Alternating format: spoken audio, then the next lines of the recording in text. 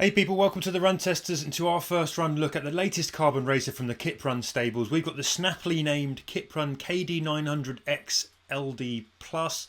This is the follow-up to the 2024 KD900X. It's built for racing and fast training. We've put in some early test miles to bring you our first impressions, so let's get into it.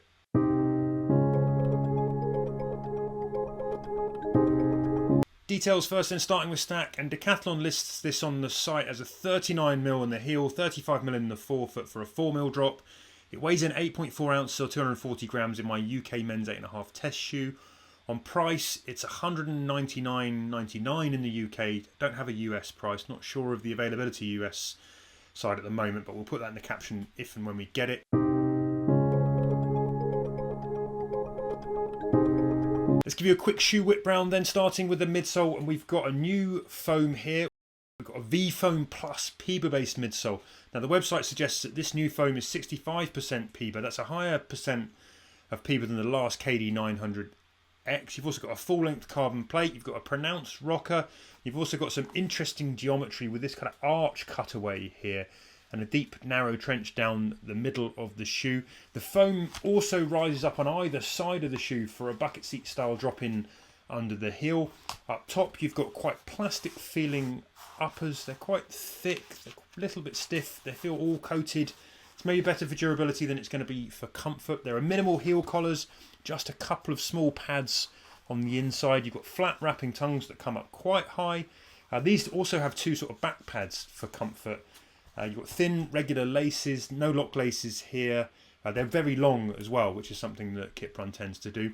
Flip them over and you've got a pretty familiar covering of outsole rubber in a sort of racy setup. Big forefoot pad covering most of the front here. Got a couple of pads on the key impact zones in the heel as well. Pretty standard stuff there.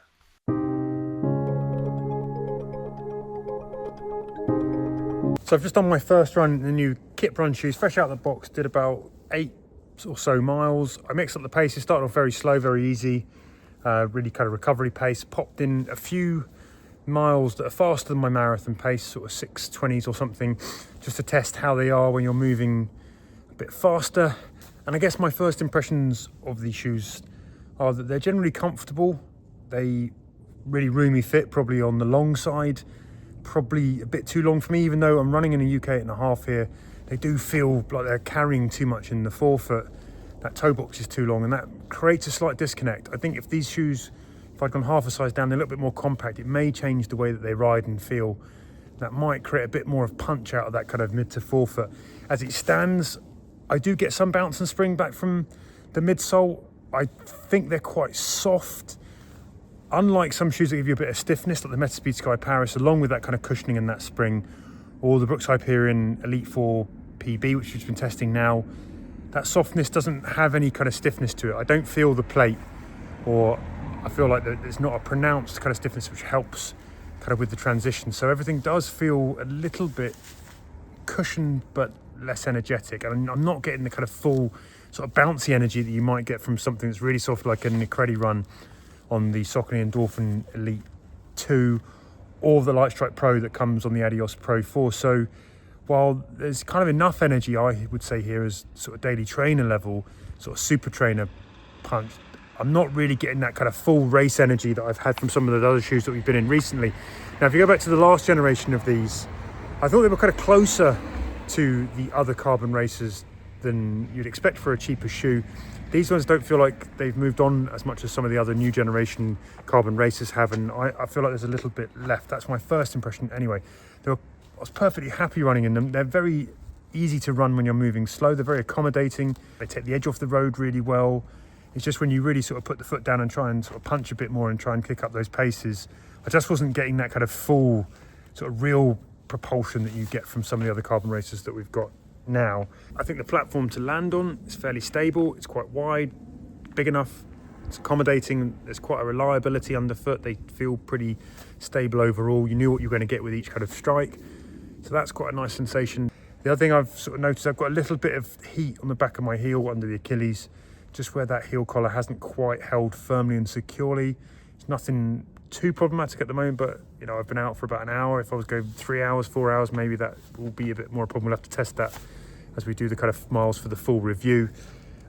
Otherwise, at the moment, my impressions are this is kind of okay. It hasn't wowed me so far. I wanted a bit more from it.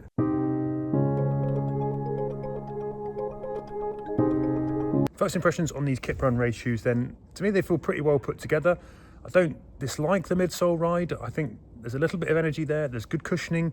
It's pretty reliable, pretty stable. It's comfortable underfoot. I've ran those miles very comfortably. When I punched up to the 6:20 minute miles, you know, they coped. They weren't necessarily helping as much, but they felt okay at that pace. I would like a bit more back, you know, running in shoes like the Hyperion Elite PB4 PB, or the new Saucony Endorphin Elite 2, or the Adios Pro 4. Those shoes are all giving a bit more energy back there, sort of sparing you a bit more than I found on this first run in these shoes.